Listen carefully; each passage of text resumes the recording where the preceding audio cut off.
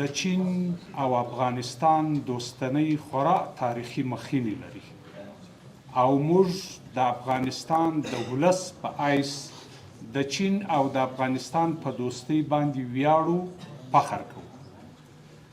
چین هر وخت د افغانستان په آبادۍ کې، د افغانستان په سمسورتیا کې خپلې هلې ځلې کړي دي او افغان دوستانو ته د افغانستان د وخت حکومتونو ته د دوستۍ لاس ورکړی.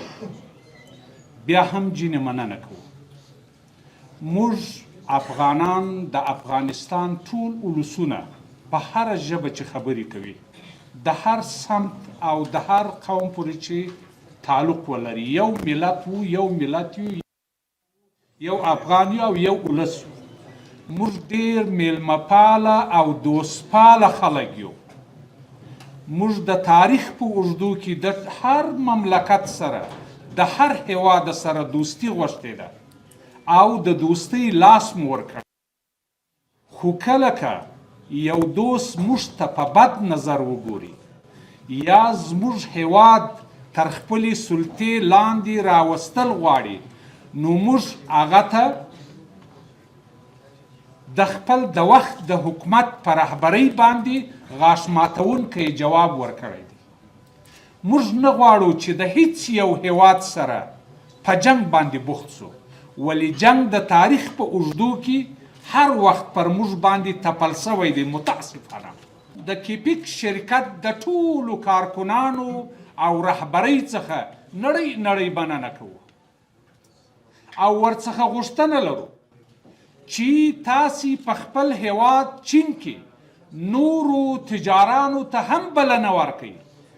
همدغه یې وخت دی چې په افغانستان کې خپله سرمایه ګذاري وکړي، هم به افغانانو ته کومک وي، هم به د چین هیواد ټولو هغه شرکتونو ته چې په دغه بخش کې کار کوي هغه ته به هم ډیره لاسته راوړنه وي، هم به اقتصادي، سیاسي او هم به اجتماعي وي او د افغانستان او چین دوستي به لا پیاوړې سي.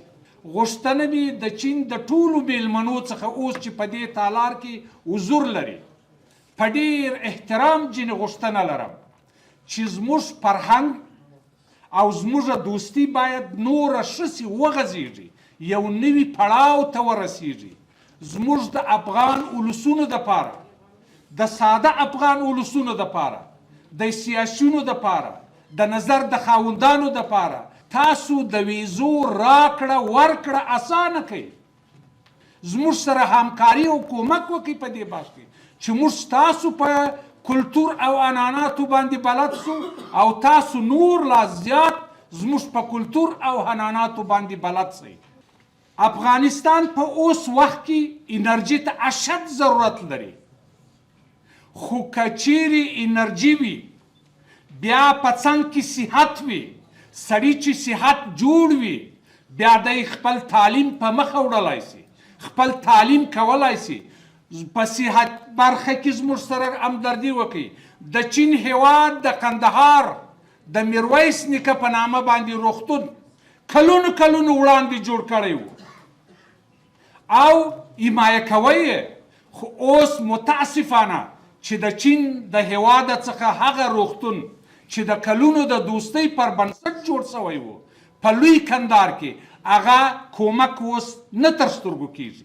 نو درڅخه هیلهمند یو چې زموږ سره راسته لاس راکړئ. دوستي چې ستاسې پلرونو او نیکونو کړې ده، موږ او تاسې اولادونو یو، باید هغه تعقیب کو. موږ تخریبي خلک نه یو، موږ جنګ خوښونکي خلک نه یو. موږ نه ځان ته اجازه ورکړې ده او نه بل ته اجازه ورکو. ځان ته مو اجازه نه ده ورکړې چې د چا په کورني چارو کې مداخله وکړو او بل ته هم اجازه نه ورکو چې زموږ په کورني چارو کې مداخله وکړي.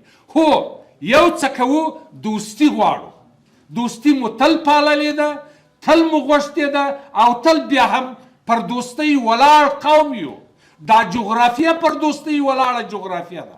بیا هم د چین د دوست هیواده څخه په ډېر درنښت هیله کوو چې په هغه ضروري بخښونو کې زموږ سره د افغان ولس سره د افغان اوسني حکومت اسلامي امارت سره کومک وکړي. ستاسې کومک د افغانستان د 40 میلیونه انسانانو سره کومک دی.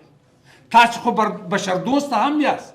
تاسو ته معلومه ده 4 میلیونه زیات افغان کډوال په ډېره بې شرمانه ډول په ډېر ظالمانه ډول پاکستان او ایران په زور راویستل او زموږ د افغان کډوالو شخصي سرمایه هم د پاکستان حکومت ځینې وګرځول او هم د ایران حکومت ځینې وګرځول.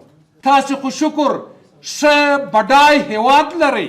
ستاسې د تجارانو د ټولنې څخه مې د یو افغان په حیث باندې ایله ده کله چې چین ته ولاړ شئ د کیپیک د محترم شرکت د رئیس صاحب څخه مې خاصه غوښتنه او هیله ده چې تاسې د چین ټول شرکتونه ټول سرمایهداران ټول تجاران زموږ د دغو کډوالو سره یو ځانګړې مرسته اعلان کړي.